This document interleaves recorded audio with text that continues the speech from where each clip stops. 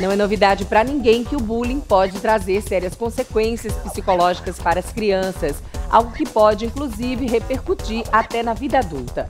Muitas vezes, os pequenos não sabem pedir socorro, mas demonstram sinais que podem ser percebidos pelos familiares, professores e cuidadores. Ajudar a população a identificar o bullying também é missão do Sempre Bem. Por isso, fiquem de olho na matéria a seguir. A palavra bullying significa ameaçar, intimidar, repetir uma maldade à exaustão. Não é difícil encontrar pessoas que já sofreram na pele com o desconforto das perseguições. Quando eu era assim gorda, mais gorda, eu sofri bullying. E é uma coisa assim muito chata, sabe? Que você passa. O que você sentia? Tipo assim, eu sentia vergonha de mim mesma. Nem colocava culpa nos outros, colocava culpa em mim, sabe? Isso deteriora a outra pessoa e você não tem o direito de fazer isso. Cada um tem um limite e aquele limite não deve ser invadido, né? Inclusive na escola, eu às vezes praticava um pouquinho, né, de bullying, mas na inocência, né?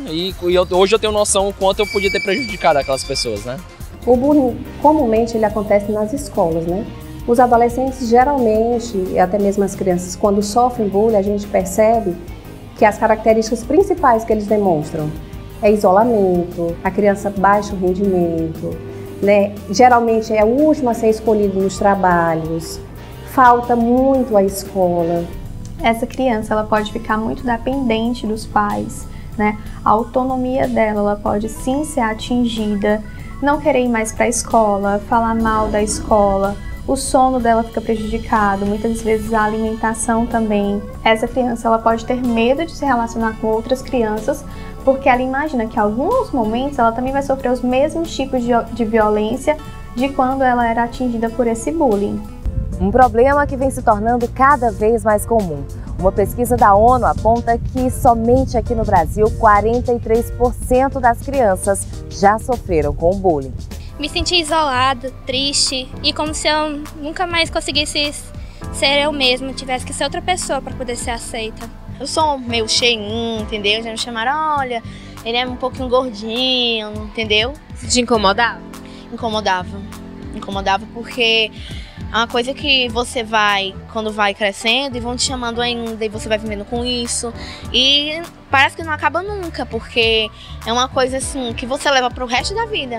Eu acho que é errado porque você está mexendo com o psicológico da pessoa. Você acha que o bullying afeta a vida das pessoas? Sim. Sim, porque eu já soube de histórias que realmente afetou e desenvolveu algumas doenças. Os professores falam sobre esse assunto em sala de aula? Geralmente eles falam quando ocorre, geralmente eles botam para fora de sala, para conversar com a psicóloga, para poder isso não ocorrer novamente. Os professores, de um modo geral, estão capacitados a identificar aqueles alunos que estão sofrendo bullying, exatamente por passarem mais tempo com ele dentro de uma sala de aula. Então, os professores conseguem, de fato, né, ter um olhar diferenciado e perceber que quando o aluno está sofrendo ou não, quando ele está sendo isolado ou não, porque isso realmente fica, às vezes, muito explícito. Claro que existem alguns casos que existe um bullying muito velado, né, e que a gente precisa mais do que nunca ficar atento. E aí os pais, em especial, precisam sim, principalmente para aquelas crianças ou aqueles adolescentes que são muito tímidos, né, que já não têm esse costume de falar, ficarem realmente mais atentos ainda a esse tipo de comportamento.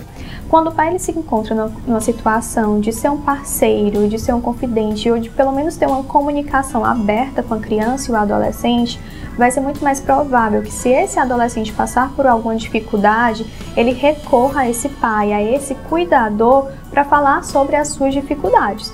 Quando a gente imagina uma criança e um adolescente, um adulto muitas vezes ele tem muito mais responsabilidade, né, e até maturidade e autonomia para resolver alguns problemas que as crianças não conseguem. Então, quando esses filhos recorrem aos pais, aos cuidadores, os pais eles podem sim ir até a escola, conversar sobre isso, procurar um profissional da área da saúde como psicólogo para ajudar essas crianças. Então é preciso ter um canal aberto de conversa entre pais e filhos. O diálogo também ajuda a detectar quando os comentários depreciativos vêm acompanhados de imagens no mundo virtual. Nós temos o cyberbullying, que hoje é o talvez a forma mais comum de bullying que está acontecendo, né? Exatamente as difamações, as injúrias pela internet, porque se protegem muito em cima da história do anonimato. Então, o cyberbullying hoje é um dos bullies mais sérios que a nossa sociedade tem e que os nossos adolescentes estão sofrendo. A gente precisa entender que essas crianças, elas possuem um cuidador que também pode estar ali acompanhando o que essas crianças estão fazendo na internet.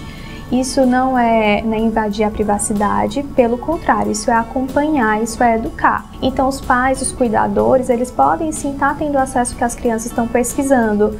Por isso é tão importante sempre manter essa ponte, essa comunicação entre cuidadores e filhos, né, pais e filhos, de uma forma bem estreita e um laço realmente de confiança.